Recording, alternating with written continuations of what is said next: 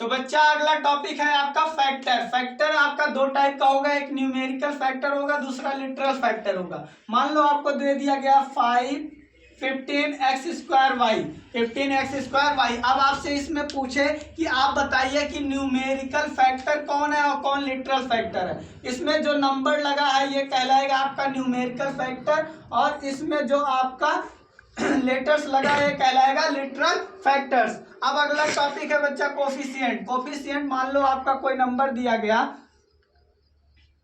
20x² y, 20x² y। अब इस 20x² y में अगर आपसे पूछे कि 20 का कोफिशिएंट क्या होगा, 20 का कोफिशिएंट हो जाएगा x² y। अगर आपसे पूछे x² का कोफिशिएंट क्या होगा तो x² का कोफिशिएंट हो जाएगा 20y। अगर आपसे पूछे y का कोफिशिएंट क्या होगा तो y का हो जाएगा 20x²। तो बच्चा जिसका कोफिशिएंट बोलेगा उसको हम ले लेंगे और बाकी उसके साथ जो गुणा में रहेगा वो क्या हो जाएगा, कोफिशिएंट हो जाएगा। अब अगला like and unlike terms. Like and unlike terms, जो एक जैसे होते हैं उन्हें कहते हैं लाइक टर्म्स, और जो अलग अलग होते हैं उन्हें कहते हैं अनलाइक टर्म्स। चलो देखते हैं अब लाइक और अनलाइक टर्म्स किसे कहेंगे। मान लो दे दिया गया 5x², 4x², 2xy, 3x। अब इसमें आपसे पूछे लाइक टर्म बताइए और अनलाइक टर्म बताइए। तो बच्चा जो एक जैसे होंगे वो कहलाएंगे लाइक टर्म। जैसे आपका 5x² और 4x² ये दोनों एक जैसे हैं। हम बच्चों इसमें आपका लिटरल वैल्यू को देखेंगे, यानी कि लेटर को देखेंगे, अंक को नहीं देखेंगे कि अंक बराबर है कि नहीं। अगर आपका जो लिटरल वैल्यू दिया गया ये बराबर है तो ये आपका कहलाएगा आपका लाइक टर्म्स। किसमें लाइक टर्म्स कौन हो जाएगा, लाइक टर्म्स हो जाएगा ये। और अनलाइक टर्म्स हो जाएंगे आपके 2xy और 3x, ये हो जाएंगे अनलाइक टर्म्स। चलो इसके एक दो एग्जांपल और देखते हैं। जैसे आपके मान लो हो गया x²y, yx², 4x y², 3x² y। अब इसमें आपसे पूछे कौन लाइक टर्म है कौन अनलाइक टर्म है, तो पहले देखो कौन कौन एक जैसा है। तो यहां पर आपका x² है, ठीक है, यहां पर आपका x² है, ठीक है, यहां पर आपका x² है। तो इन तीनों में से आपका x² सब में मिल गया। अब यहां पर y है और यहां पर भी y है। अब ये आपका दोनों पहले तो हो गया लाइक टर्म्स।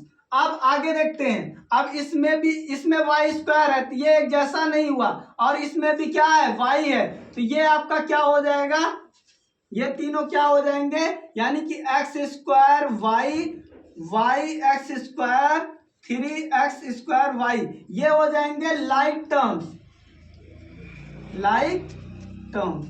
और आपका जो बचा है 4xy², ये हो जाएगा अनलाइक टर्म। अब अगला हमारा बच्चों टॉपिक जो है वो exponential form of algebraic expression.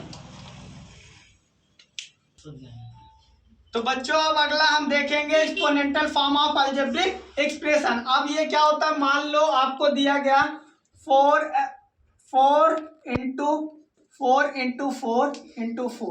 ठीक है। अब इसको हम कहें कि आप इसको क्या करो, एक्सपोनेंशियल फॉर्म में लिखो, तो ये कितनी बार 4 है, 1 2 3 4, ये हो जाएगा 4 की पावर 4। वैसे मान लो x × x × x × x × x आपका ऐसे दिया रहे तो इसको आपको एक्सपोनेंशियल फॉर्म में लिखने के लिए क्या हो जाएगा, 1 2 3 4 5, ये हो जाएगा x की पावर 5। अब मान लो कि ऐसे दिया रहे x × x × x ... N times. तो ये क्या हो जाएगा बच्चा, अब यहाँ पर x का n बार, देखो यहाँ पर x का 5 बार गुणा हो रहा था, x का कितना पावर 5, यहाँ 4 का आपका 4 बार मल्टीप्लाई हो रहा था 4 की पावर 5, यहाँ पर x का n बार मल्टीप्लाई हो रहा है तो क्या हो जाएगा x की पावर n। अब ये आपका होता है एक्सपोनेंशियल फॉर्म। अब आपका degree of the terms of N algebraic expression, अगर मान लो एक अलजेब्रिक एक्सप्रेशन दिया गया है 5x² + 2x + 3। अब इसमें आपसे पूछे कि आप इसमें डिग्री ऑफ टर्म्स बताइए, तो बच्चा जो सबसे बड़ी पावर होती है वही कहलाती है डिग्री ऑफ द टर्म्स। तो इसमें डिग्री ऑफ द टर्म्स क्या हो जाएगा, of the terms equal to 2, degree of the terms equal to 2। मान लो और भी एक्सप्रेशन दे दिया जाए,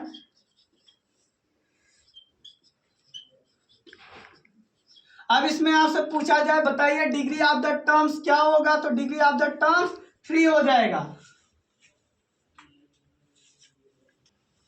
बच्चों अब हमारा इंट्रोडक्शन वीडियो यहाँ पर समाप्त हो गया। अब इसमें आपका बचा है एडिशन, आपका सब्सट्रैक्शन और वैल्यू निकालना। ये हम अपना एक्सरसाइज जब आएगा उसमें हम कर लेंगे। बच्चों अगर आप लोगों को ये इंट्रोडक्शन वीडियो समझ में आया हो तो चैनल को सब्सक्राइब कीजिए, वीडियो को लाइक कीजिए और शेयर कीजिए।